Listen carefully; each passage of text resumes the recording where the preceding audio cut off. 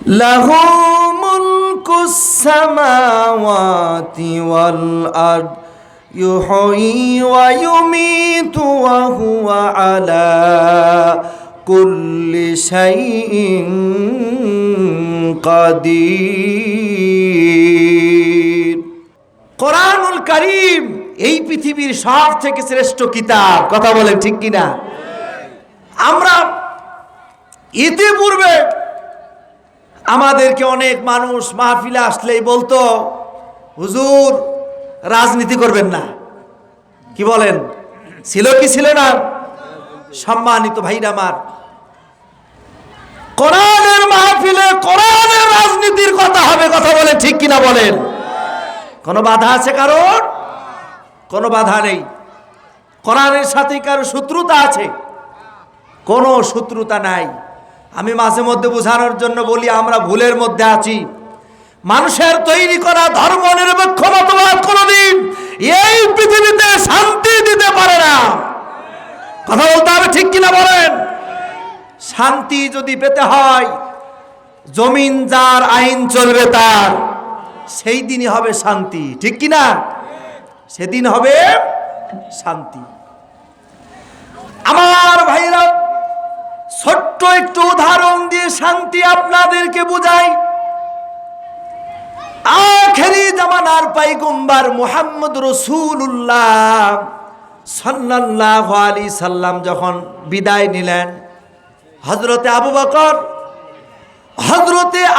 বকর সিদ্দিক রাদিয়াল্লাহু তাআলা তিনি হলেন খলিফা।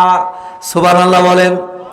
তিনি যখন খলিফা হলেন, যেই দিন তিনি শপথ গ্রহণ করলেন, শপথ গ্রহণ করার পরের দিন তিনি কাপড়ের পুটলি নিয়ে কাপড়ের ব্যবসার জন্য বাজারে যায়। প্রেসিডেন্ট তিনি, কি তখন প্রেসিডেন্ট শপথ নিয়েছে, নেওয়ার পরের দিন তিনি বাজারে যায়। হযরতে উমরের সাথে দেখা। হযরত উমর রাদিয়াল্লাহু তাআলা তিনি বলেন, খলিফা আপনি গতকালকে শপথ গ্রহণ করলেন আর আজকে আপনি যাচ্ছেন বাজারে, এই রাষ্ট্র কিভাবে চলবে? সুবহানাল্লাহ বলেন। এই রাষ্ট্র কিভাবে চলবে? হযরতে আবু বকর সিদ্দিক রাদিয়াল্লাহু তাআলা বললেন, এই রাষ্ট্র ওইভাবে চলবে মুহাম্মদ রাসূলুল্লাহ সাল্লাল্লাহু আলাইহি সাল্লাম কোরআনের আইন বাস্তবায়ন করে গেছে। রাষ্ট্র রাষ্ট্রের গতিতে চলবে আর আমি আমার গতিতে চলবো। বলি সুবহানাল্লাহ। জাহানের খলিফা হযরত উমর বললেন, ও আবু বকর, তাহলে এই দেশে যে রাষ্ট্রীয় কার্যক্রম পরিচালনার জন্য তো লোক নিয়োগ দেওয়া দরকার। তিনি বললেন, ঠিক আছে, তুমি সার্কুলার দাও, আমি একজন মাত্র বিচারপতি নিয়োগ দিব। কি প্রতি? বিচারপতি নিয়োগ দিব। তিনি একজন বিচারপতি নিয়োগ দিলেন। এই বিচারপতি আর কেউ নয়, এই বিচারপতি হলেন হযরতে আলী রাদিয়াল্লাহু তাআলা। বলি সুবহানাল্লাহ। হযরতে আলী হলেন বিচারপতি। তিনি 1 বছর চাকরি করলেন। কয় বছর? 1 বছর চাকরি করার পরে হযরতে আলী রাদিয়াল্লাহু তাআলা বলছেন, আমি এই চাকরি করব না, আমি এই চাকরি করব না। বলে 1 বছরের ভিতরে আমার কাছে একটা মামলাও আসে নাই। সুবহানাল্লাহ বলেন। একটা মামলা নাই। মামলা না থাকার কারণ হলো কোরআনের বরকত, কোরআনের আইন। কারণ হলো জেনাকারী জানে যে জেনা করলে ধরা পড়লেই পাথরের আঘাতে জীবন যাবে। সাদাবাজিরা জানে সাদাবাজি করতে গেলে ধরা পড়লেই মামলা, কারাগারে যেতে হবে। কথা বলে ঠিক কিনা বলেন? সম্মানিত ভাইরা আমার, চোর জানে ধরা পড়লে হাত কাটা যাবে। এই জন্য কোরআনের আইন যদি প্রতিষ্ঠিত হয়ে যায়, রাষ্ট্র রাষ্ট্রের গতিতে চলবে, অপরাধ করার সাহস কারণ হবে না। কথা বলেন ঠিক কিনা বলেন? কষ্ট হচ্ছে নাকি আপনাদের? সম্মানিত ভাইরা আমার, এই জন্য এই কথাটি এই জন্যই বললাম, সর্বপ্রথম কোরআনুল কারীম দিয়া যদি এই জমিন যার আইন চলবে, তার যদি আল্লাহর জমিনে আল্লাহর দিন কায়েম হয়ে যায়, আল্লাহ পাক আসমান আর জমিনের বরকতের দরজা খুলে যাবে। সুবহানাল্লাহ বলা যায় না? বরকত, আল্লাহ পাক এমন বরকতের দরজা খুলে দিবে, মক্কা মদিনায় কোনো অভাব নাই। ঠিক কিনা বলেন? আপনারা তো বোঝানোর জন্য আপনাদেরকে বলি, কুকুর বাচ্চা দেয় কয়টা? কথা কয় না, কয়টা? 5-6টা। আর গরু একটা। বলেন তো কুকুর কয়টা জবাই হয় আর গরু কয়টা জবাই হয়? একটাও জবাই হয় না। কিন্তু গরু এমন কোন, বিশেষ করে শুক্রবার আসলে এমন কোন বাজার নাই যেখানে গরু জবাই হয় না। ঠিক কিনা বলেন? আর প্রতিদিনকার কথা তো বাদই দিলাম, এরপরেও এই কবুরহাট এলাকার এমন কোনো বাড়ি নাই যেই বাড়ির মধ্যে গরু নাই। নাকি বলেন? বাড়ি বাড়ি গরু আছে, আছে না? আছে। গরুর কোনো কম, এত জবাই করার পরে কারণ কি? গরুর মধ্যে আছে বরকত, আর কুত্তার মধ্যে নাই বরকত। আমার ভাইরা, আমি আলোচনার ভিতরে ঢুকব। বহু আগের আপনারা অনেকেই নাম শুনেছেন, যুক্তিবাদী হাবিবুর রহমানের ওয়াজের ভিতরে একটা ওয়াজ শুনেছিলাম যে এই বাংলাদেশে সব থেকে কম বেতনে চাকরি করে ইমাম আর মুয়াজ্জিমেরা। ঠিক কিনা বলেন? তিনার ওয়াজের ভিতরে শুনেছিলাম ইমাম আর মুয়াজ্জিমদের বেতন কম হলেও এদের বেতন হলো গরু মার্কা বেতন। কি মার্কা? গরু মার্কা বেতন। আমার ভাইরা, অনেক মানুষ আছে 30,000, 40,000 টাকা, 50,000, 1 লক্ষ টাকা বেতন পাওয়ার পরেও এই বেতনটা তোলার সময় আলহামদুলিল্লাহ বলতে পারে না। আছে না নাই? কিন্তু একটা ইমাম আর মুয়াজ্জিম 3,000, 5,000, 7,000, 10,000 টাকা বেতন হাতে নিয়া আলহামদুলিল্লাহ বলে, এমন কি গুনেও দেখে না, পকেটের মধ্যে ঢুকায় দেয়। আছে না নাই? কিন্তু এই ইনকামের ভিতরে বরকত দেয় কারণে ও আলহামদুলিল্লাহ বলে পকেটে ঢুকায়। কথা বলেন ঠিক কিনা? আল্লাহ বরকত দিয়ে দেয়। কষ্ট হচ্ছে আপনাদের? সম্মানিত ভাইরা আমার, আমি সূরাতুল হাদিদের একেবারে প্রথম 2টা আয়াত তেলাওয়াত করেছি। এই সূরা থেকে অল্প সময় কথা বলবো। আপনারা থাকবেন না ভাগবেন? থাকবেন তো ইনশাআল্লাহ? আল্লাহ যেন কবুল করেন, বলেন আমিন। সম্মানিত ভাইরা আমার, কোরআন আমাদেরকে বুঝতে হবে। কথা বলে ঠিক কিনা? কোরআনুল কারীম আমাদের বোঝা দরকার। কোরআন ছাড়া শান্তি আসতে পারে না। আজকে এই মাহফিলকে কেন্দ্র করে আপনারা বলেন, ওই মোড় থেকে দেখলাম রড লাইট টাঙাইছে, কি টাঙায় নাই? এদিকে দেখলাম, এদিক দিয়ে ঢুকলাম, ওই বাজার ও সাইডেও রড লাইট টাঙাইছে। বলেন তো কিসের জন্য? মানুষ যেন ভালোভাবে আসতে পারে। ঠিক কিনা বলেন? আচ্ছা, আপনারা এরপরে আপনারা বলেন তো, এই রড লাইট টাঙানোর পরেও কি সূর্যের আলো যেভাবে রাতের অন্ধকারকে দূর করে দেয়, সেভাবে কি রাতের অন্ধকারকে দূর করতে পেরেছে? কথা বলেন না কেন? আপনারা পেরেছে? পারে নাই। কেন পারে নাই? এটা মানুষের তৈরি করা কৃত্রিম আলো। ঠিক কিনা বলেন? আমার ভাইরাম, বুঝানোর জন্য এই কথা বলছি। মানুষের তৈরি করা আলো দিয়ে যেমন রাতের অন্ধকারকে দূর করা যায় না, মানুষের তৈরি করা আইন ও কানুন দিয়ে এই দেশের অন্যায়, অনাচার, দুরাচার আর চাঁদাবাজদেরকে দূর করা সম্ভব নয়। কথা বলে ঠিক কিনা বলেন? যদি এগুলি দূর করতে হয়, কোরআনের পার্লামেন্ট, কোরআনের আইন দরকার।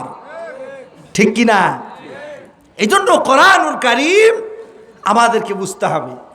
সম্মানিত ভাইরা আমার, আল্লাহ রাব্বুল আলামিন সূরাতুল হাদীদ কোরআনুল কারীমের 57 নম্বর সূরা, এই সূরার আয়াত সংখ্যা 29, 4টা রুকু। এই সূরাটি নাজিল হয় ওই সময় যখন মুসলমানদের খুব দুরবস্থা যাচ্ছিল। আমাদেরও এখন দুরবস্থা, ঠিক কিনা বলেন? দুরবস্থা আছে না নাই? মুসলমানদের এখন কঠিন দুরবস্থার মধ্যে আছে। আমার ভাইরা বলতে পারেন, হুজুর কেমন? এক শ্রেণীর মানুষ মুখ খুলতে পারতেছে না, কোরআনের পক্ষে ওপেন হতে পারতেছে না, ঠিক কিনা বলেন? কোরআনের পক্ষে থাকা দরকার আছে না নাই? আছে। আমার ভাইরা গভীর মনোযোগ লাগান। আল্লাহ রাব্বুল আলামিন সূরাতুল হাদীদের 1 নম্বর আয়াতে আল্লাহ পাক কোরআনুল কারীমের আয়াতের ভিতরে বললেন, সাব্বাহা লিল্লাহি মা ফিস সামাওয়াতি ওয়াল আরদ ওয়া হুয়াল আজিজুল হাকীম। জোরে আল্লাহু আকবার বলা যায় না? আল্লাহ রাব্বুল আলামিন বললেন, আকাশ মণ্ডলী এবং এই পৃথিবীতে যা কিছু আছে সব আল্লাহ তাআলার পবিত্রতা ঘোষণা করে।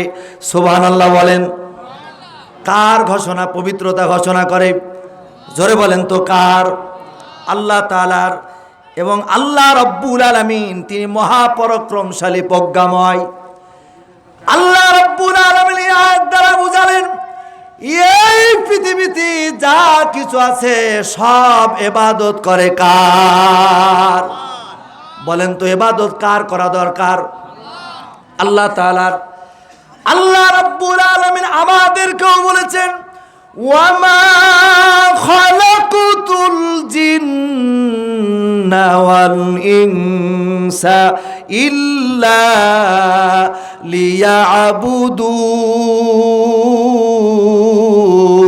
লিয়াবুদুন।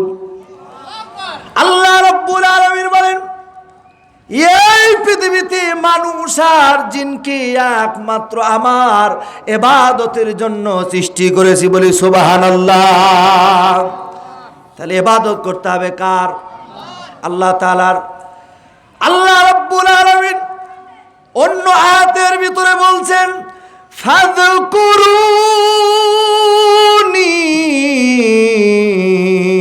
আযকুরুকুম ওয়াশকুরুলি ওয়ালা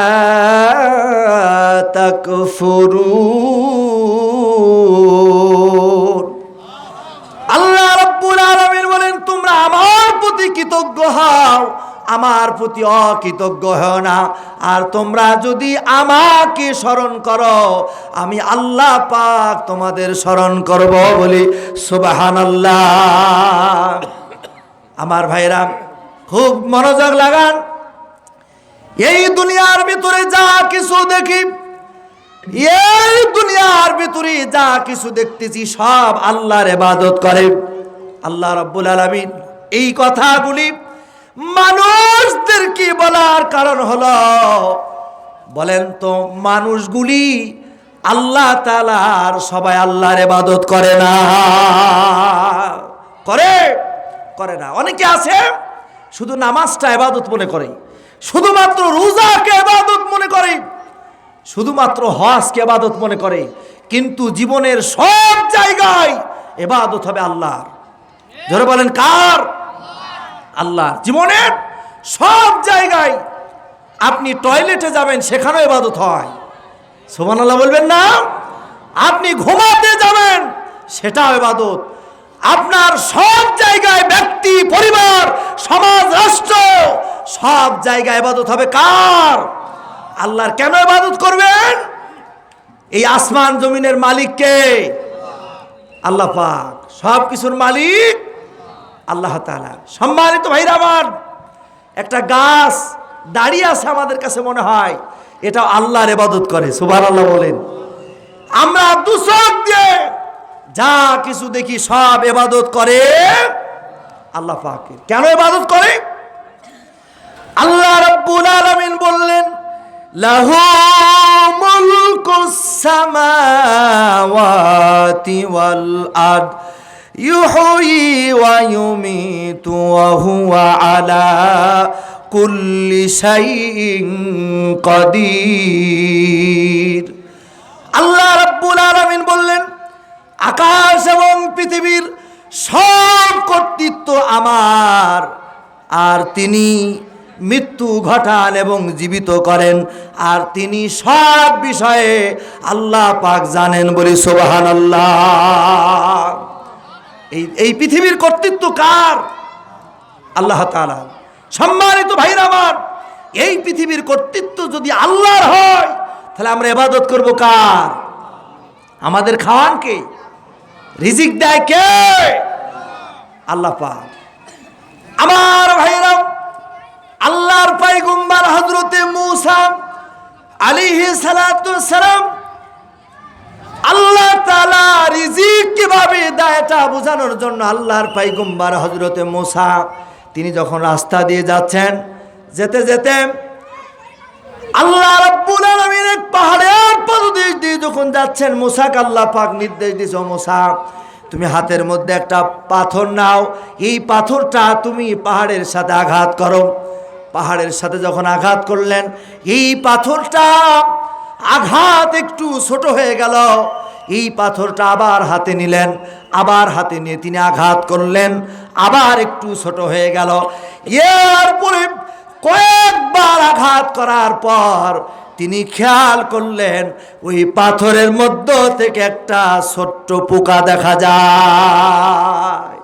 কি দেখা যায়? ছোট্ট একটি পোকা। আল্লাহ পাক মূসাকে বুঝালেন, ও মূসা, এই পাহাড়ের মধ্যে, এই পাথরের মধ্যে ছোট্ট একটি পোকার খাবারের ব্যবস্থাও করেন আল্লাহ। জোরে বলেন, কে করেন? আল্লাহ। সেই আল্লাহ আইন মানতে চায় না, এর থেকে লজ্জার কিছু হতে পারে না। ঠিক কিনা বলেন? আল্লাহ রব্বুল আলামিন সব রিজিকের ব্যবস্থা কার? আল্লাহ তাআলা। আমার ভাইরা, এই দুনিয়ার ভিতরে রিজিকের বন্দোবস্ত করেন আল্লাহ।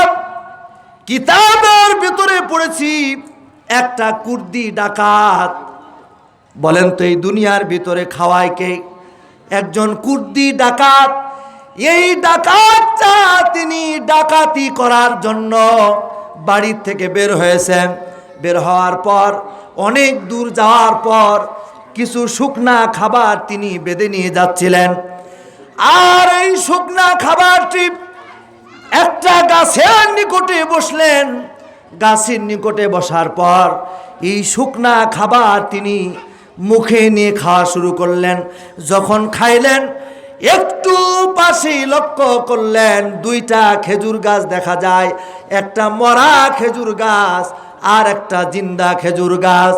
এই কুর্দি ডাকাত বলছে, আমি লক্ষ্য করে দেখলাম এই খেজুর গাছ থেকে একটা করে খেজুর একটা পাখি মুখে করে নিয়ে ওই মরা খেজুর গাছে নিয়ে যায়। কুর্দি ডাকাত চিন্তা করলো, এই পাখিটা এই খেজুর, এই মরা খেজুর গাছে নিয়ে যে কাকে খাওয়াচ্ছে এটা আমার একটু দেখা দরকার। কুর্দি ডাকাত তাই একটু টনটা বাড়ায় দেন, রিভাব বাড়ায়, কণ্ঠ টানছে মনে হচ্ছে। হ্যাঁ, কণ্ঠ একটু। সম্মানিত ভাইরা আমার, একটু সাউন্ড ক্লিয়ার করেন। কষ্ট হচ্ছে আপনাদের? বেজার হচ্ছেন নাকি? আজকের মাহফিল আমার আপনার জীবনের জন্য শেষ মাহফিল হতে পারে। ঠিক কিনা বলেন? এখন এক একটি মাহফিল হচ্ছে জিহাদের ময়দান। ঠিক কিনা? এক একটা মাহফিল হলো জিহাদের ময়দান। মাহফিল আমাদের স্লোগান হলো, কোরআন আছে যেখানে আমরা থাকবো সেখানে, কোরআন নাই যেখানে আমরা নাই সেখানে। কারা কারা যদি হাত তুলে আল্লাহকে দেখায়, নারে তাকবীর। আল্লাহু আকবার। আল কোরআনের আলো, সংসদের আলো,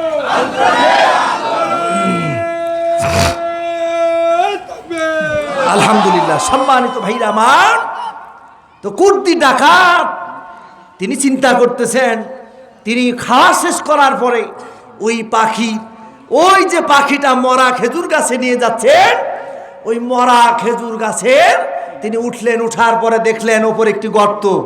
দেখবেন গাছ যখন মরে যায়, খেজুর গাছ, নারিকেল গাছ, এগুলি মাঝখানে গর্ত হয়ে যায়, ঠিক কি না? এই মাঝখানে এই গর্ত, এই গর্তের মধ্যে এই কুর্দি ডাকাত উঠে দেখে যে একটি সাপ, চোখে দেখে না, কানা। সুবহানাল্লাহ, একটি সাপ, চোখে দেখে না, কানা। তিনি ওই গাছ থেকে নামলেন, নামার পরে চিন্তা করলেন, আরে একটা কানা সাপের রিজিকের ব্যবস্থা যদি ওই আল্লাহ করে, আমার রিজিকের ব্যবস্থা কি আল্লাহ করতে পারে না? সুবহানাল্লাহ বলেন। আমার ভাইরা, এই ডাকাত ওই দিন থেকে সিদ্ধান্ত নিলেন, আর আমি ডাকাতি করব না।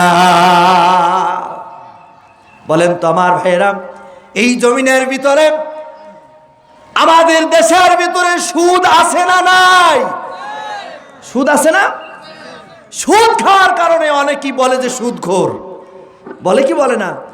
ওর নাম আব্দুর রহমান, কিন্তু মানুষ আব্দুর রহমান নামে চেনে না, ওকে চেনে সুদখোর নামে। আছে না নাই? আমার ভাইরা, ওর নাম কলিমুদ্দিন, কলিমুদ্দিন নামে কেউ চেনে না, ওকে চেনে টেন্ডারবাজ, চাঁদাবাজ নামে। আছে না নাই? কেন? কর্মের কারণে। আল্লাহর দিন মানে না, আল্লাহ তাআলাকে বিশ্বাস করে না। কথা বলে ঠিক কিনা বলেন? সম্মানিত ভাইরা আমার, এই দুনিয়ায় সব কিছুর মালিক হলেন আল্লাহ পাক। আল্লাহ রাব্বুল আলামিন কোরআনুল কারীমের ভিতরে বলেছেন, ইন্নাল্লাহা আলা কুল্লি শাইইন কাদির।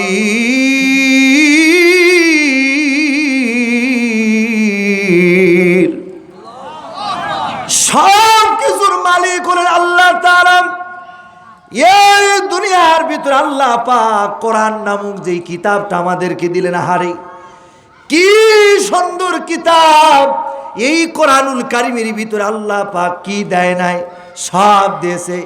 দুনিয়ার মানুষ কিভাবে চলবে, কিভাবে ব্যক্তি চালাবে, পরিবার চালাবে, সমাজ চালাবে, রাষ্ট্র চালাবে, এটা শুধুমাত্র আখেরি জামানার পয়গম্বর মুহাম্মদ রাসূলুল্লাহ সাল্লাল্লাহু আলাইহি সাল্লামকে নয়, যত পয়গম্বর আল্লাহ পাক এই দুনিয়ায় পাঠাইছেন, সব পয়গম্বরকে দিয়েছে। বলি সুবহানাল্লাহ। আমার ভাইরা, আপনার গভীর মনোযোগ লাগান। আল্লাহর পয়গম্বর হযরত দাউদ আলাইহিস সালামের নাম শুনেছেন আপনারা? আল্লাহর পয়গম্বর হযরত দাউদ আলাইহিস সালাম, এই দাউদ আলাইহিস সালামের সময় আল্লাহ রাব্বুল আলামিন হযরত দাউদ আলাইহিস সালামের সময়ের একটি ছোট্ট ঘটনা আপনাদেরকে শোনাই। পয়গম্বর হযরত দাউদ আলাইহিস সালাম, তাই তিনার একটি সন্তান ছিল পয়গম্বর সুলাইমান। ঠিক আছে স্যার। আল্লাহর পয়গম্বর হযরত সুলাইমান তখন কিশোর বালক, আর দাউদ আলাইহিস সালাম এর দরবারে একটি বিচার এসেছে। বিচার, ওই এলাকার ভিতর একটা সুন্দরী রূপবতী নারী ছিল। এই নারীটা যখন রাস্তা দিয়ে হেঁটে যায়, ওই এলাকার যুবক ছেলেরা ওই নারীটাকে ডিস্টার্ব করে। বলি নাউজুবিল্লাহ। এরকম যুবক আছে না নাই? আছে না? মেয়েদেরকে ডিস্টার্ব করে। আলহামদুলিল্লাহ, কোরআনের আইন যদি বাংলাদেশে বাস্তবায়িত হয়ে যায়, এরকম যুবক খুঁজে পাওয়া যাবে না।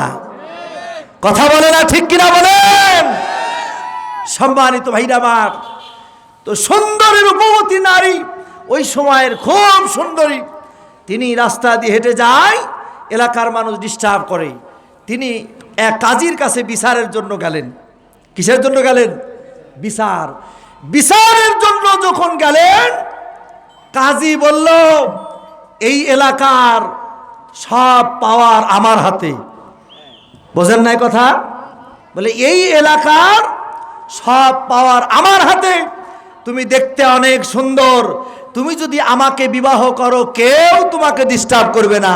নাউজুবিল্লাহ বলেন। কথা কি আমার শুনছেন? এই কথা যখন বললেন যে এই এলাকার পাওয়ার সব আমার, এরকম নেতা আছে না নাই? বলেন তো, সব পাওয়ার কার? জোরে বলেন কার? তোমার মতো নেতার কয়েকবার পাতলা পায়খানা হলে আল্লাহ আল্লাহ করতে জীবন চলে যায়। কথা কয় না, ঠিক কিনা বলেন? এই বাংলাদেশে কত মানুষ দেখলাম, আমার ভাইরা, কত মানুষ দেখলাম আলেমুল আমাদের দেখলেই নাক ছিটকায়, অসুস্থ হলে জুমার দিনে আলেম ছাড়া বিচার হয় না, আলেম ছাড়া ওর দোয়া হয় না, ঠিক কিনা বলেন? দোয়া। সম্মানিত ভাইরা, বলতেছে আমার খুব পাওয়ার, আমাকে বিবাহ করো। যুবতী মেয়েটা বিচার পাইলেন না, তিনি ওই বাড়ির থেকে বের হয়ে গেলেন। বের হয়ে যাওয়ার পর তিনি চিন্তা করলেন আর এক জায়গায় যাই। তিনি আর এক জায়গায় গেলেন। তিনার কাছে যাওয়ার পর তিনিও মেয়েটির মাথা থেকে পা পর্যন্ত সুন্দর করে দেখে। দেখার পরে বলে, তুমি আমাকে বিবাহ করো, আমার অনেক ক্ষমতা, কেউ তোমাকে ডিস্টার্ব করবে না। নাউজুবিল্লাহ বলেন। পাওয়ার দেখাচ্ছে। কি দেখাচ্ছে? পাওয়ার। আমার ভাইরা, এই মেয়েটা আবার গেল আরেকজনের কাছে। ওই কাজী আর বিচারক তিনিও একই কথা বললেন। এবার ওখান থেকে ফিরে আসার পর রাস্তার ভিতর এক বুজুর্গের সাথে দেখা। তিনি বললেন, কোন জায়গায় তুমি সঠিক বিচার পাবে না, বিচার যদি পেতে হয় চলে যাও পয়গম্বর দাউদের দরবারে চলে যাও। কারণ দাউদ আলাইহিস সালাম হলেন নবী। সুবহানাল্লাহ বলেন। আমার ভাইরা, এই পৃথিবীতে নবীরা কোনো মন গড়া বিচার করে নাই।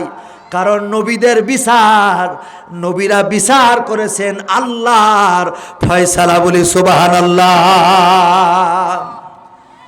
আল্লাহর পয়গম্বর হযরতে দাউদ আলাইহিস সালামের কাছে গেলেন।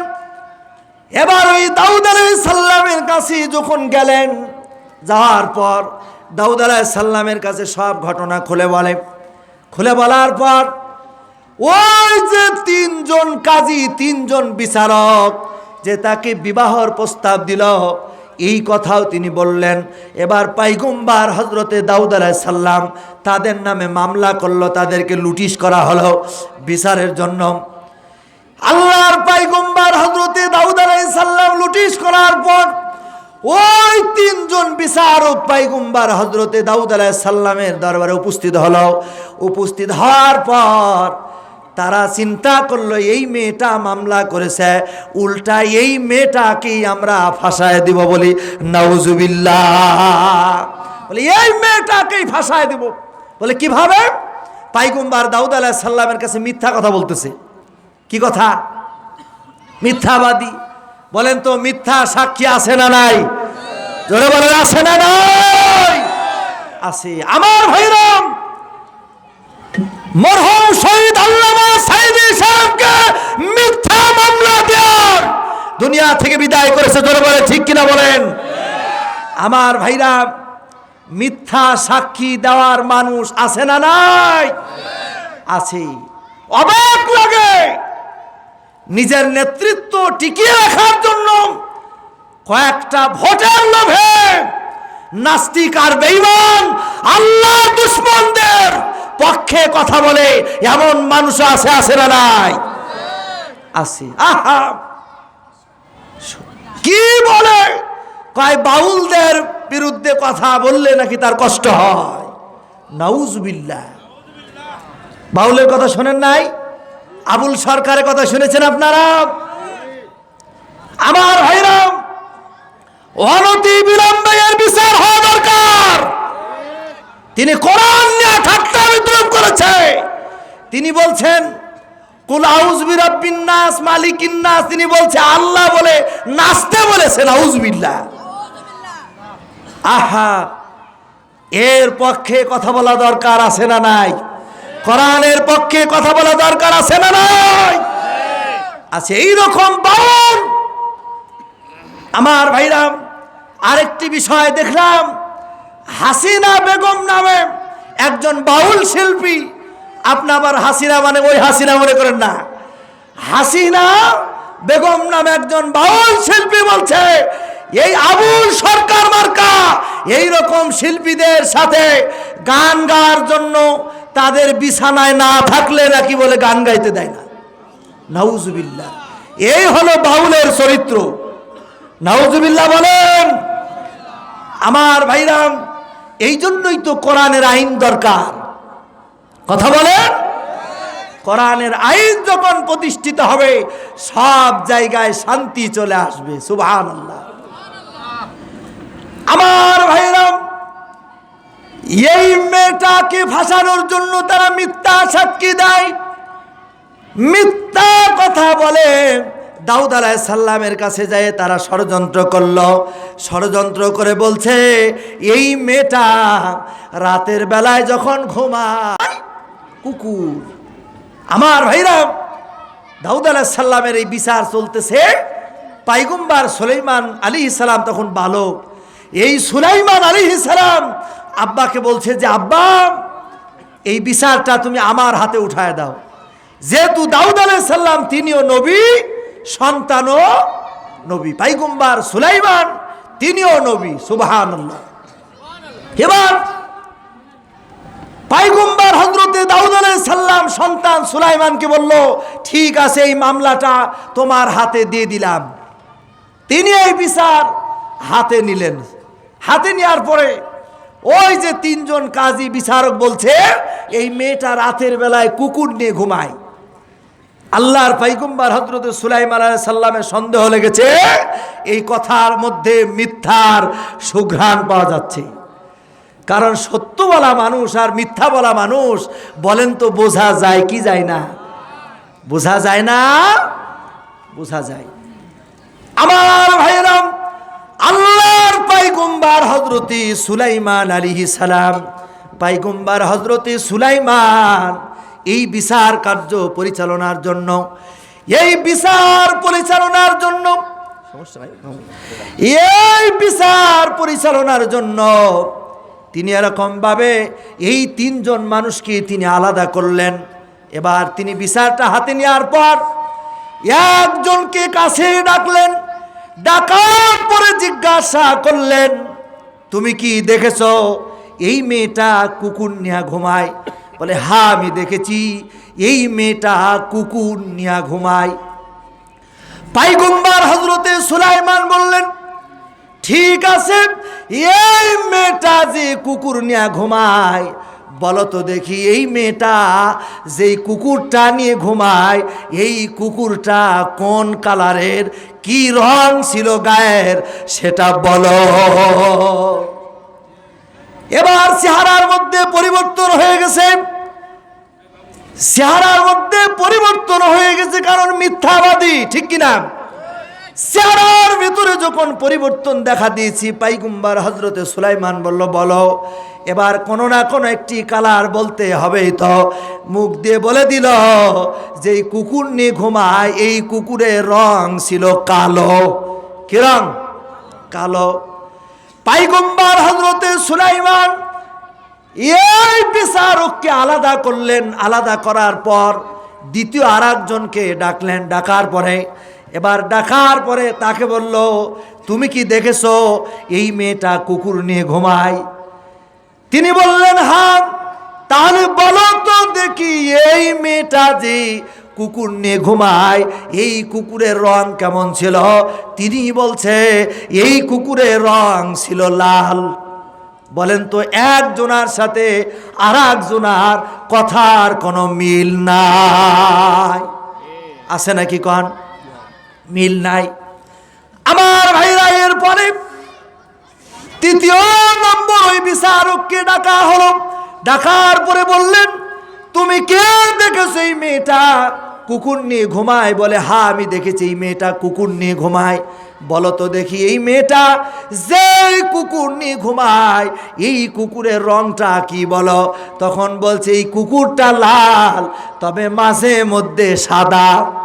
বলেন তো তিনজনার কথার ভিতরে কোনো মিল আছে নাকি? বলেন, জোরে বলেন, মিল আছে নাকি? বলেন। আমার ভাইরা, এই জায়গায় একটি শিক্ষা আছে, গভীর মনোযোগ লাগান। দুনিয়ার মানুষের সাক্ষীর ভিতরে মিথ্যা, দুনিয়ার মানুষের বিচারের ভিতরে মিথ্যা, জোরে বলেন আছে না নাই? কিন্তু আল্লাহর কোরআন সত্য, আল্লাহর বিচার সত্য, আল্লাহর কোরআনের বিচারের ভিতরে কোনো ভুল নাই। ঠিক কিনা বলেন? কোনো ভুল নাই। কিন্তু আল্লাহর বিচার, আল্লাহর আইন ও কানুনের কথা বললে কিছু মানুষ আমাদেরকে এখনো আমাদের শোনা লাগছে আমরা বলে মৌলবাদ, নাউজুবিল্লাহ বলেন। আমরা এখনো রাজাকারের অপবাদ মাথায় আমাদের নেওয়া লাগতেছে। ঠিক কিনা? সম্মানিত ভাইরা আমার, এই জন্য আসমানি বিধানের মধ্যেই আছে শান্তি। সুবহানাল্লাহ বলবেন না? আমার ভাইরা গভীর মনোযোগ লাগান। আল্লাহর পয়গম্বর হযরত সুলাইমান আলাইহিস সালাম যে বিচার করতেছে, বলেন তিনিও নবী, এই বিচার যে করতেছেন বলেন তো আসমান থেকে কে দেখতেছে? বলেন, জোরে বলেন কে?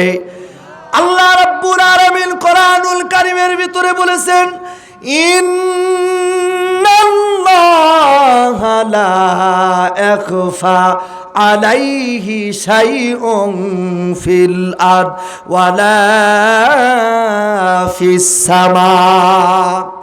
আল্লাহ রাব্বুল আলামিন বলেন, আসমান এবং জমিনের ভিতরে যেখানে যা কিছু হয় সব আমার আল্লাহ জানে। আল্লাহর কাছে গোপন থাকে না, সব জানে কে? আল্লাহ পাক। আমার ভাইরা, সব আল্লাহ জানে। এই জন্য দুনিয়ার মধ্যে আল্লাহর বিধান মানা দরকার। এই জীবনটাই জীবন নয়। আমি কয়েকদিন আগে একটি জানাজায় বললাম, আপনাদের কি মনে চাই না ইমাম সাহেব আপনাদেরকে যখন কবরে দিয়ে দেয় বিসমিল্লাহি ওয়া আলা মিল্লাতি রাসূলিল্লাহ বলে? ঠিক কিনা বলেন? আপনাদের কি মনে চায় না যে ইমাম সাহেব সত্য কথা বলে কবরে দিক? কি মনে চায় না আপনাদের? কিন্তু আমরা ইমামরা তো মিথ্যা কথা বলে কবরে নামাচ্ছি। জীবনে রাসূলের দল করে নাই, আছে না নাই? জীবনে রাসূলের জন্য একটি স্লোগান দেয় নাই। অথচ ইমাম সাহেব যখন দাফন করতেছে মিথ্যা কথা বলতেছে, বিসমিল্লাহি ওয়া আলা মিল্লাতি রাসূলিল্লাহ, আল্লাহর নামে রাসূলের দলে কি করলাম? রেখে গেলাম।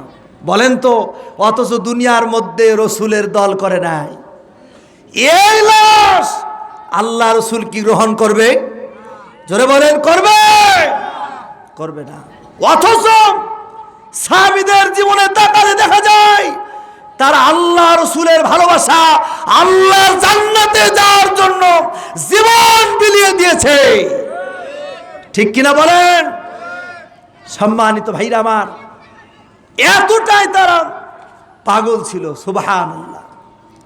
মুহাম্মদ রাসূলুল্লাহ সাল্লাল্লাহু আলাইহি সাল্লামের একজন সাহাবী হযরত আব্দুল্লাহ জুল বাজদাইন, তিনি আল্লাহ রাসূল সাল্লাল্লাহু আলাইহি সাল্লাম যুদ্ধে ডাক দিয়েছে। আল্লাহ রাসূল সাল্লাল্লাহু আলাইহি সাল্লাম বলছে যে তোমাকে যুদ্ধে যাওয়া লাগবে না। আল্লাহ রাসূল সাল্লাল্লাহু আলাইহি সাল্লাম আব্দুল্লাহ জুল বাজদাইন, এই আব্দুল্লাহ আল্লাহর রাসূলের সাথে জিহাদের ময়দানে যাবে, একটাই উদ্দেশ্য, তিনি শহীদ হবেন। সুবহানাল্লাহ বলেন। কারণ শহীদের দাম আছে না নাই? আছে। আল্লাহ রাব্বুল আলামিন কোরআনুল কারীমের ভিতরে বলেছেন, ওয়াজাহাদু ফি সাবিলিল্লাহ উলাইকা ইয়ারজুনা রাহমাতাল্লাহ ওয়াল্লাহু গফুরুর রহিম। আল্লাহ রাব্বুল আলামিন বলেন, যারা শহীদ হয়ে গেল, আল্লাহ রাস্তায় যারা জীবন দেয়, ওয়া জাহাদু ফি সাবিলিল্লাহ, আল্লাহ পাক বলেন উলাইকা ইয়ারজুনা রাহমাতাল্লাহ, তাদের জন্য আমি আল্লাহর পক্ষ থেকে রহমত। সুবহানাল্লাহ বলেন।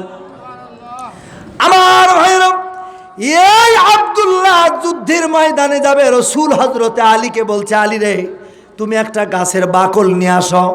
এবার গাছের বাকল দিয়া হযরতে আব্দুল্লাহ কি বলে, আব্দুল্লাহ এই গাছের ডাল তোমার শরীরের ভিতরে বেঁধে নাও, আর আমি দোয়া করলাম কাফেরদের জন্য তোমার রক্তকে আমি হারাম করে দিলাম। আব্দুল্লাহ যুদ্ধে যাবে, আব্দুল্লাহর মন খারাপ। ইয়া রাসূলুল্লাহ আপনি কি দোয়া করলেন? আমি শহীদ হয়ে যাব। আল্লাহ রসুল বললেন, রসুল আকরাম সাল্লাল্লাহু আলাইহি সাল্লাম বললেন, আব্দুল্লাহ আজকের পরে তুমি যদি জ্বর এসেও মারা যাও তবু তুমি শহীদ হয়ে যাবা। সুবহানাল্লাহ বলবেন না? আমি আপনাদেরকে বলি, এই দুনিয়ার ভিতরে নিঃশ্বাস প্রশ্বাস যতক্ষণ আছে আমাদের একমাত্র চেষ্টা থাকবে, জমিন যার আইন চলবে তার, আর বিজয় আল্লাহর হাতে। কার হাতে? এই প্রচেষ্টা নিয়ে যদি আপনি কবরে যেতে পারেন, আল্লাহ পাক চাইলে আপনাকে নাজাত দিতে পারে। জোরে বলেন পারে কি পারে না? কারণ এই জমিনের মালিক কে? আল্লাহ পাক।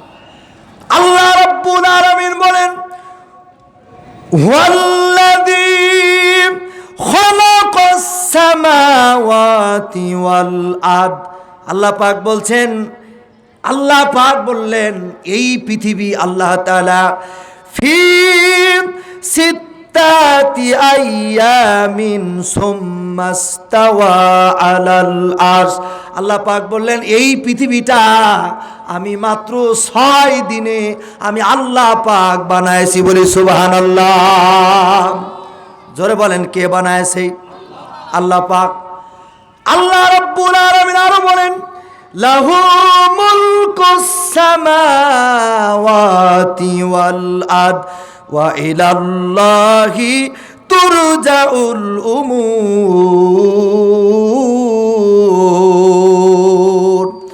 আল্লাহ পাক বলেন আকাশ আর পৃথিবীতে যা কিছু আছে সব কর্তৃত্ব আমার, আর সব আমার কাছে ফিরে আসবে। বলেন তো আমাদেরকে আবার আল্লাহর কাছে ফিরে যেতে হবে কি হবে না? এই দুনিয়াটা পুতুল খেলা, ঠিক কিনা বলেন?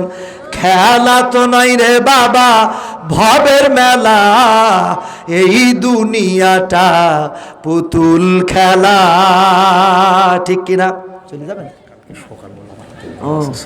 আচ্ছা ঠিক আছে, শুকরিয়া, আল্লাহ কবুল করুক।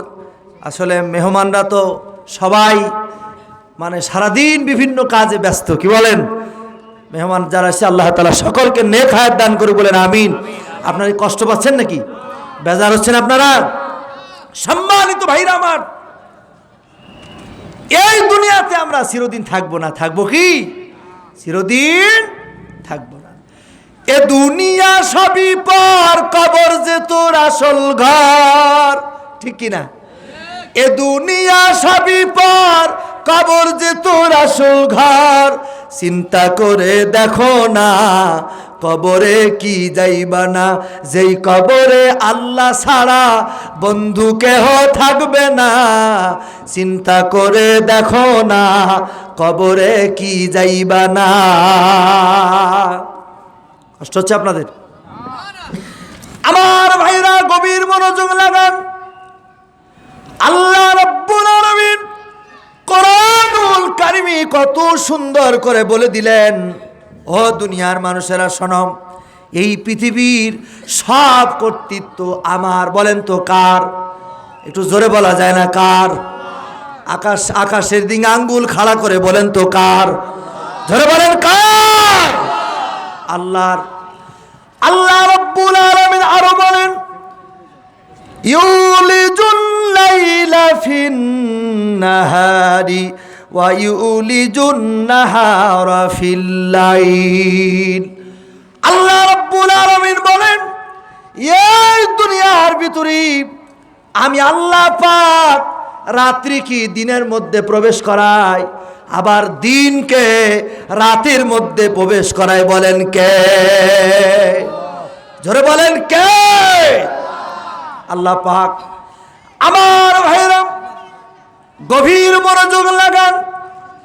যেই কথাটা বলতেছিলাম, আল্লাহর পয়গম্বর হযরত সুলাইমান কথা ছেড়ে দিয়েছি, মনে আছে আপনাদের? এবার তিনজন যখন তিন রকম কথা বলল, এর দ্বারা বোঝা গেল এই তিনজনই মিথ্যাবাদী। তিনজন কি? মিথ্যাবাদী। আল্লাহর পয়গম্বর হযরত সুলাইমান এবার তিনার আব্বার কাছে বলেন, আব্বা এই হচ্ছে তিনজনের অবস্থা। পয়গম্বর হযরত দাউদ আলাইহিস সালাম বললেন, এই তিনজনকে মরুভূমির প্রান্তরে নিয়ে যাও। মরুভূমির প্রান্তরে নিয়ে যাওয়ার পর মাজা পর্যন্ত জমিনে গেড়ে দিয়া পাথর দিয়া মেরে ফেলো। কার বিচার? আল্লাহর বিচার। বিচার তো কোরআন দিয়েই হওয়া দরকার, কথা বলে ঠিক কিনা? আমার ভাইরা, কোরআনুল কারীম আসমান থেকে যেই বিচারটা হবে, এই বিচারের ভিতরে কোনো ভুল হবে না। সম্মানিত ভাইরা আমার, আজকে আমাদের সমাজে বিচার নাই। বিচার যদি সঠিক বিচার যদি থাকতো, এই সমাজে চুরি থাকতো না, ডাকাতি থাকতো না, সাদাবাজি থাকতো না, রাহাজানি থাকতো না, খুন থাকতো না। আল্লাহর কোরআন দেয়া যদি বিচার হয়, এই দুর্নীতি, দুরাচার, অনাচার সব দূর হয়ে যাবে। কথা বলে। এখন বলেন, এই বিচার এমনি এমনি হবে নাকি? কোন এমনি এমনি হবে না। এই বিচার এমনি এমনি হবে না। এই বিচার যদি কার্যকর করতে হয়, তাহলে আমাদের মিশন হলো পার্লামেন্টে কোরআনকে পাঠাতে হবে, তাহলে এই বিচার সম্ভব। সম্মানিত ভাইরা আমার, ভাইরা এই জন্য জীবন চলে যাবে তো বাতিলের কাছে মাথা নত করা যাবে না। কেন করব না? আমরা গোলাম কার? জোরে বলেন কার? আল্লাহর গোলাম। এই জন্য জীবন চলে যাবে তো মাথা নত করা যাবে না। আমার ভাইরা, ওই যে আব্দুল্লাহর কথা বলতেছিলাম, এই আব্দুল্লাহ মনটা বড় খারাপ, যুদ্ধের ময়দানে যেতে পারতেছে না। তাই রসুল বললেন, শোনো, আজকের পর থেকে যদি তুমি জ্বর এসেও যদি তুমি মারা যাও, তাহলে তুমি শহীদ হয়ে যাবা। এবার আব্দুল্লাহ জুলবাজাদাইন কিছুদিন পর শরীরের ভিতরে জ্বর এসে গেল। জ্বর, আমার ভাইরা, জ্বর এসে গেল আব্দুল্লাহ জুলবাজাদাইন। এবার জ্বর আসার পর কিছুদিন, কয়েকদিনের মধ্যে আব্দুল্লাহ দুনিয়া থেকে বিদায় হয়ে গেলেন। আমার ভাইরা, এই আব্দুল্লাহর বিদায়ের কথা রসুলের কান পর্যন্ত পৌঁছায় গেল। এবার নবীজি শুনলেন। নবীজি শোনার পরে নবীজি বলছেন, হযরতে আবু বকর আর হযরত ওমরকে ডাকলেন। ডাকার পরে বললেন, যাও দুইজন তোমরা চলে যাও, আব্দুল্লাহর লাশটা ধোয়া সুন্দর করে নিয়ে আসো। আর আমি রসুল চলে গেলাম, আমি রসুল গেলাম আব্দুল্লাহর দাফনের জন্য, কবর খনন করার জন্য। বলি সুবহানাল্লাহ।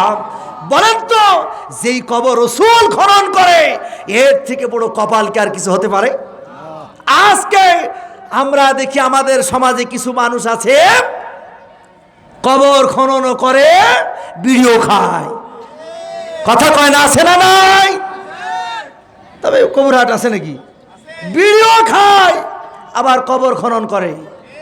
আবার কিছু মানুষ আছে রাতের বেলায় গরুস্থানের পাশ দিয়ে গেলে বিড়ি খায়। আছে না নাই? বিড়ি খাওয়া কি সুন্নত? হ্যাঁ, হায় হায় রে। মাঝে মধ্যে বলি, মানুষ এত বোকা, এই মুখটাকে আল্লাহ পাক পবিত্র রাখার জন্য কি সুন্দর মুখ, আর এই মুখ দিয়া এমন মাল খাওয়া খায়। আহা, মনে হয় যেন বিশাল এক জঙ্গল হয়ে গেছে, কথা কর ঠিক কিনা? বিড়ি খাও, কষ্ট পায় না আমার ভাইরাম? এই মুখের অনেক দাম, ঠিক কিনা বলেন? এই মুখটার অনেক দাম। একজন চিকিৎসা বিজ্ঞানী আমার অবাক বলছেন, আমার এই জ্ঞান দিয়ে আমি দেখেছি এই মুখের আল্লাহ পাক এই মুখটা এমন ভাবে বানাইছেন, আমরা যে খাবার চিবাই, এই খাবারটা চিবানোর পরে এই খাবারটা মুখের মধ্যে দেওয়ার জন্য এই জায়গায় কোনো মেশিন সেট করা নাই। তিনি বলছেন এই জায়গায় বেশক সৃষ্টিকর্তার কোনো নিদর্শন এখানে আছে।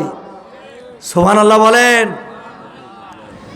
আমার ভাইরা, এই জন্য মুখের মধ্যে যখন খাবারটা বান্দা বান্দি যখন খায়, এই খাবারটা মুখ থেকে পেটের মধ্যে নামিয়ে দেওয়ার জন্য আল্লাহ পাক এই জায়গায় একটা ফেরেশতা নিযুক্ত করে রেখেছেন, বলি সুবহানাল্লাহ। আর এই মুখ দিয়া বিড়ি খায়, কষ্ট নেবেন না, এগুলি বাদ দিয়ে দিবেন। এই মুখের অনেক দাম, এই মুখ দিয়ে আল্লাহকে ডাকবেন। এই জন্য বিড়ি তো খায়, কিছু মানুষ আছে গাঁজাও খায়, আছে না নাই? গাঁজা খায়।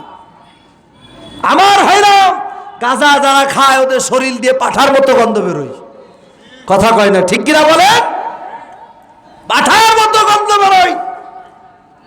রাসূল সাল্লাল্লাহু আলাইহি সাল্লাম বলেছেন, তোমরা 3 জায়গায় ফাঁকা রাখবা না। 1 নম্বর, যখন নামাজে যাবা, নামাজের মাঝখানে কাতার পুরা করে দাঁড়াবা। আর আমাদের সমাজে তো অনেক মানুষের নামাজ লাগেই না, কি কোন আছে না নাই?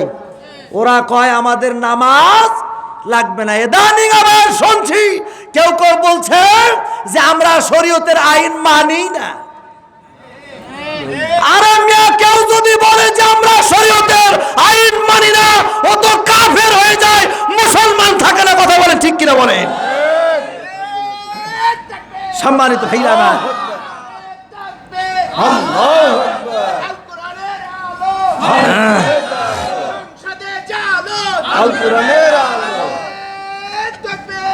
সম্মানিত ভাইরা আমার ভাইরা, এই জন্য যে কথা বলছিলাম, এই বডিটা নিয়ন্ত্রণ করে কে?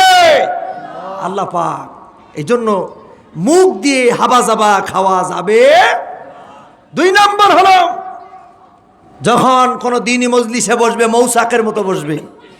3 নম্বর, স্বামী আর স্ত্রী যখন ঘুমাবে মাঝখানে ফাঁকা জায়গা রাখা যাবে না। কিন্তু বাংলাদেশে এমন কিছু মানুষ আছে, এমন খাওয়া খায়, শরীর দিয়ে এত দুর্গন্ধ বেরোয়, স্ত্রী কয়ের কাছে ভেড়াই যায় না, বলেন।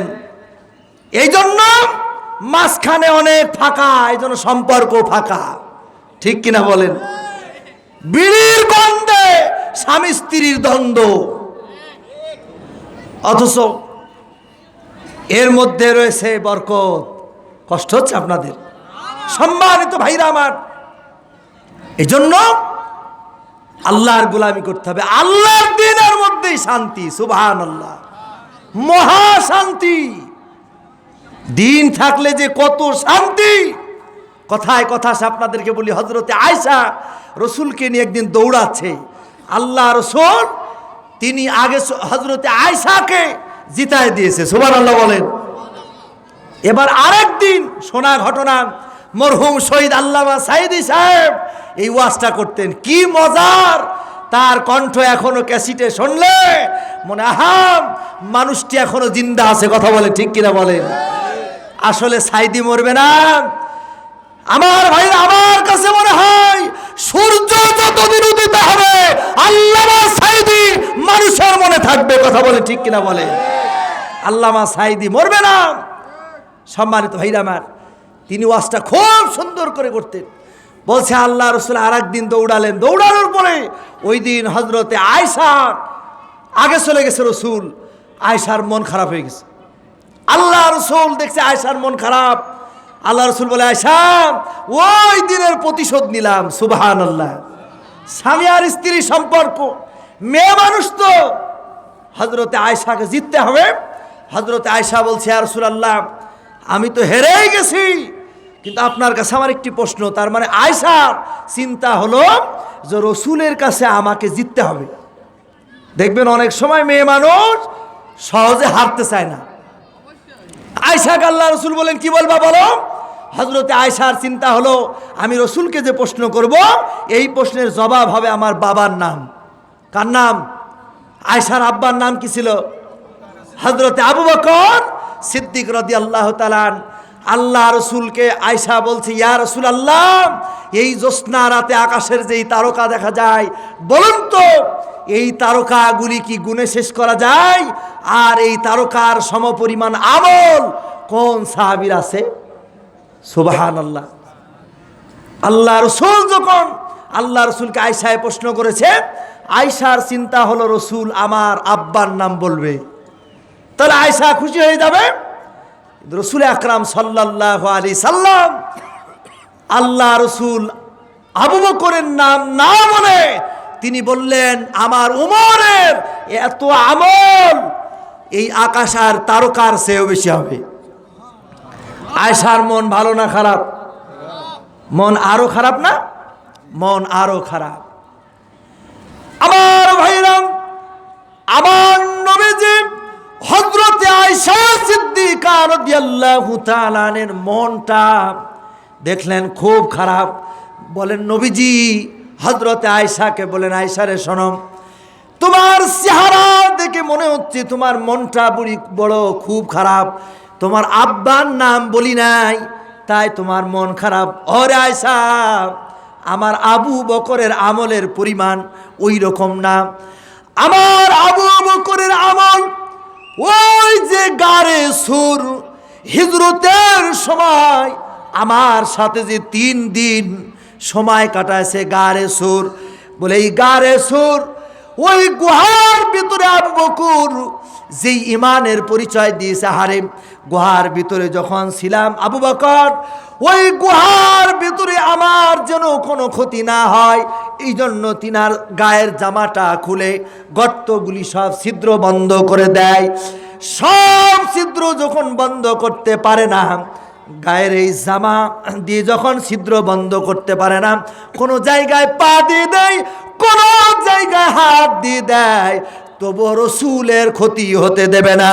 তার এই চিন্তা নবীজি বলেন, ইয়ে আয়েশা, ওই গারে সুরের 3 দিনের আমল যদি এক পাল্লায় দেওয়া হয়, আর আমার উম্মতের আমল যদি এক পাল্লায় দেওয়া হয়, তো আমার আবু বকরের আমলের পরিমাণ বেশি হয়ে যাবে। বলি সুবহানাল্লাহ। আয়েশা খুব খুশি, সুবহানাল্লাহ বলেন। কি সম্পর্ক আর কি ভালোবাসা, সুবহানাল্লাহ। এই জন্য আমার ভাইরা, দিনের মধ্যেই শান্তি, ঠিক কিনা বলেন? এই জন্য আল্লাহর দিন প্রতিষ্ঠা করতে হবে। মানুষ যখন দুনিয়া থেকে বিদায় হয়ে যায়, ওই কবরের ভিতরে রাখার পর 3টা প্রশ্ন করে। 1 নম্বর প্রশ্ন করা হয়, মান রব্বুকা, তোমার রবকে। এই যে প্রশ্ন করবে তোমার রবকে, আমার ভাইরা দুনিয়ার ভিতরে আপনি রবের আইন মানেন নাই, রবকে মানেন নাই, রবের আইন ও কানুন আপনি মানেন নাই। বলেন তো ওই কবরের ভিতরে এই প্রশ্নের জবাব দেওয়া যাবে নাকি? মোটেও সম্ভব নয়। কারণ হলো দুনিয়ার ভিতরে আপনি রবের আইন মানেন নাই। সম্মানিত ভাইরা, এরপরে প্রশ্ন করা হবে, আমার নবী উকা, তোমার নবী কি? যখন এই প্রশ্ন করা হবে, দুনিয়ার ভিতরে আপনি নবীকে মানেন নাই, কারণ এই দুনিয়াতে আল্লাহ রসুল হলেন আমাদের জন্য আদর্শ। সুবহানাল্লাহ বলেন। আল্লাহ পাক বলেছেন, লাকাদ কানা লাকুম ফি রাসূলিল্লাহি উসওয়াতুন হাসানা। এই পৃথিবীর মানুষের জন্য সবথেকে মডেল, সবথেকে আদর্শ হলো মুহাম্মদ সাল্লাল্লাহু আলাইহি সাল্লাম। বলেন সুবহানাল্লাহ। আল্লাহ পাক কোরআনুল কারীমের অন্য আয়াতের ভিতরে বলেছেন, ফাত্তাবিউনি ইউহিব্বুকুমুল্লাহ ওয়া ইয়াগফির লাকুম যুনুবাকুম ওয়াল্লাহু গফুরুর রহিম। আল্লাহ রাব্বুল আলামিন বলেন, ও দুনিয়ার মানুষেরা, তোমরা রসুলের অনুসরণ করো। রসুলের অনুসরণ কি? আমার ভাইরা, আল্লাহ রসুলের কেউ যদি অনুসরণ করেন, শুধু নামাজে নেতা মানলাম, আমার ভাইরা মিষ্টি খাওয়ার সময় মানলাম, ঘুমানোর সময় মানলাম, মসজিদে উঠার সময় মানলাম, মসজিদ থেকে নামার সময় এরকমভাবে রসুলকে মানলাম, কিন্তু আল্লাহ রসুলকে, পার্লামেন্টে রসুল যে নেতা ছিলেন, রসুল যে প্রেসিডেন্ট ছিলেন, রসুল যে বিচারপতি ছিলেন, এই জায়গায় রসুলের অনুসরণ নাই। কথা বলেন ঠিক কিনা? এই জন্য যদি আল্লাহ রসুলের অনুসরণ না থাকে, তাহলে রসুলের নাম কি ওই দিন জবানে বেরোবে? বেরোবে না। এরপরে প্রশ্ন করবেন, ওয়ামান দিনুকা, তোমার দিন কি? দিন মানে জীবন ব্যবস্থা। দিন মানে কি? জীবন ব্যবস্থা। আমার ভাইরা, দিন মানে ওই দিনের আলো না, দিন মানে জীবন ব্যবস্থা। আপনার জীবন ব্যবস্থা হবে কোরআন। কোরআন হলো এই দুনিয়ার জীবন্ত গ্রন্থ। ঠিক কিনা বলেন? প্রশ্ন করলে উত্তর পাবে এ যে প্রাণবন্ত। কোরআন হলো এই দুনিয়ার জীবন্ত গ্রন্থ। লা ইলাহা, একটু মহব্বতে, লা ইলাহা ইল্লাল্লাহ। সমস্যা, লা ইলাহা, থাকতে এখন আর দরকার, লা ইলাহা ইল্লাল্লাহ, লা ইলাহা। গুনাহগারের গুনাহ ঝরে দরুদে আপনার, গুনাহগারের গুনাহ ঝরে দরুদে আপনার, দয়া করে তরাইবেন উম্মত গুনাহগার নবীজি। লা ইলাহা, লা ইলাহা ইল্লাল্লাহ, লা ইলাহা, লা ইলাহা ইল্লাল্লাহ মুহাম্মাদুর রাসূলুল্লাহ সাল্লাল্লাহু আলাইহি সাল্লাম। সম্মানিত ভাইরা আমার, এই জন্য আল্লাহর দিন, আল্লাহর দিন, দিন মানে জীবন ব্যবস্থা। আপনার জীবন ব্যবস্থা হবে কোরআন। জীবন ব্যবস্থা কি হবে? কোরআন। তাহলেই আপনি এই প্রশ্নের জবাব দিতে পারবেন। সম্মানিত ভাইরা আমার, কষ্ট হচ্ছে আপনাদের? আপনারা আছেন তো না ঘুমাচ্ছেন? আরেকবার একটু হাত তুলে তো, লিল্লাহে তাকবীর, একটু জোরে লিল্লাহে তাকবীর। আল্লাহ কবুল করুক। সম্মানিত ভাইরা আমার, কোরআনুল কারীমের মাহফিল আগামীকালকে এখানে যেহেতু মাহফিল আছে, আমরা অল্প সময়ের মধ্যেই মোনাজাতের দিকে চলে যাব ইনশাআল্লাহ। সম্মানিত ভাইরা আমার, যেই কথা বলতেছিলাম, এই জন্য আল্লাহর জমিনে আল্লাহর দ্বীনকে কায়েম করার জন্য সাহাবীর আব্দুল্লাহ বলছে, ইয়া রাসূলুল্লাহ, আপনি দোয়া করুন আমি যেন শহীদ হয়ে যাই। রসুল উল্টা দোয়া করলেন। এই আব্দুল্লাহ, রসুল বললেন, তুমি জ্বর এসেও যদি মারা যাও তবু তুমি শহীদ। সুবহানাল্লাহ। জ্বর আসলো, আব্দুল্লাহ দুনিয়া থেকে বিদায় হলো। মনে আছে আপনাদের? রসুল কবর খনন করার জন্য তিনি বের হলেন, আর হযরতে আবু বকর আর হযরত ওমর রাদিয়াল্লাহু তাআলা আব্দুল্লাহকে গোসল দিয়া ওই যে কবরের দিকে আনতেছেন। আমার ভাইরা বলেন তো, যেই কবরের মধ্যে রসুল দাঁড়িয়ে আছে, এর থেকে সৌভাগ্যবান আর কেউ হতে পারে না। ঠিক কিনা বলেন? আব্দুল্লাহ এদিকে লাশ যখন আবু বকর আর উমর কাঁধের উপরে নিয়ে চলে যাচ্ছে, আর আল্লাহ রসুল কবর খনন করে লাশের অপেক্ষায় দাঁড়িয়ে আছে। সুবহানাল্লাহ। হযরতে আবু বকর বললেন, আমি যখন এই লাশটা নিয়ে যাই, এই লাশের শরীরের ভিতরে হযরতে আবু বকর তার হাতটা এরকম ভাবে বোলায় আর বলে, এরে আব্দুল্লাহ, এরে আব্দুল্লাহ, তুমি বড় ধন্য, তোমার কপালটা বড় ভালো। কি যে তোমার কপাল রে আব্দুল্লাহ, এরে আব্দুল্লাহ, এই কবরের ভিতরে যদি আমি আবু বকর যদি যেতে পারতাম, আমার জীবনটা বড় ধন্য হয়ে যেত। সুবহানাল্লাহ বলেন। সম্মানিত ভাইরা আমার, এই আব্দুল্লাহর লাশ নিয়ে যায় হযরত ওমর, তিনিও শরীরের ভিতরে হাত বুলায়, এই শরীরের ভিতরে হাত দেয় আর বলে যে এই লাশটা যদি আমি উমরের হতো, আমার কপালটা কতই না ভালো হতো। এবার এই লাশটা যখন নিয়ে যায়, আখেরি জামানার পয়গম্বর মুহাম্মদ রাসূলুল্লাহ সাল্লাল্লাহু আলাইহি সাল্লাম তিনি কবরের ভিতরে দাঁড়ায় আছেন।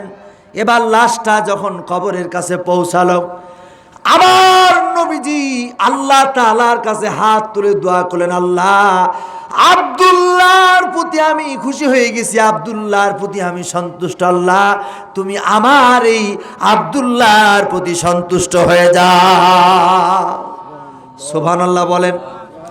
সম্মানিত ভাইরা আমার, এই কথা আল্লাহর কাছে যখন দোয়া করলেন, এরপরে লাশটা এরকম ভাবে কবরের ভিতরে নামায় দিলেন। হযরতে আবু বকর, হযরত ওমর আল্লাহ রসুলের হাতের উপরে উঠায় দিলেন, আর এই লাশটা কবরের মধ্যে রেখে দিলেন। আমার ভাইরা খুব ভালো করে বুঝুন, এর থেকে সৌভাগ্যবান আর কেউ হতে পারে? রসুল কবরের মধ্যে যে লাশটা রেখে দেয়।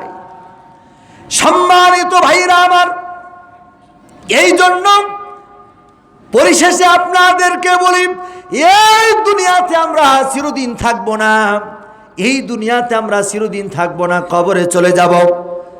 এই দুনিয়া তো একেবারেই চিরস্থায়ী না, এই দুনিয়া ছেড়ে সবাইকে একদিন চলে যেতে হবে। কথা বলেন আমার ভাইরা, আপনার মনের ভিতরে কি এই চিন্তা, এই তামান্না একবার কি মনের ভিতরে বলে না? আমাদের তো মনে চায়, হারে কোরআন পড়লাম, আল্লাহ রসুলের মদিনা সনদ পড়লাম, আল্লাহ রসুলের জীবনী পড়লাম, কোরআনুল কারীমের কথা শুনলাম, একবার কি আপনাদের মনের ভিতরে চায় না যে মরণের আগে একবার কোরআনের শাসন দেখে আমরা মরি? চাই না আপনাদের মনে? এই তামান্না কি আপনাদের মনে নাই? এই তামান্না মনে নিয়ে বাড়িতে বসে থাকলে হবে না, বাড়িতে বসে থাকলে হবে না। এই তামান্না মনের ভিতরে নিয়ে সামনে আগাতে হবে। কোরআনুল কারীমকে কিভাবে প্রতিষ্ঠা করা যাবে, কোরআনের আইন কিভাবে প্রতিষ্ঠা করা যাবে, ওই দিকে আগাতে হবে। কথা বলেন, আগানো দরকার আছে না নাই? সম্মানিত ভাইরা আমার, গভীর মনোযোগ লাগান। এই যে নামাজ, নামাজের কথা আসলাম, কিয়ামত পর্যন্ত যদি বলে নামাজ কায়েম হবে না, হবে নাকি কন? অথচ রাসূল বলেছেন কাফের আর মুসলমানদের ভিতরে পার্থক্য হলো নামাজ। ঠিক কিনা? কেমন করে ঘুমাও তুমি ও মানুষ, কেমন করে ঘুমাও তুমি, ফজর করে কাজা, এমনও তো হতে পারে জোহরে জানাজা তোমার, এমনও তো হতে পারে জোহরে জানাজা। ঠিক কিনা কন? মুসলিম হয় না জন্ম নিলে মুসলমানের ঘরে, কাফের মুমিন তফাতটা ভাই নামাজের উপরে, মানুষ নামাজের উপরে। ঠিক কিনা? এই ভাই কুকুর নিয়া ঘুমায়, বলি নাউজুবিল্লাহ।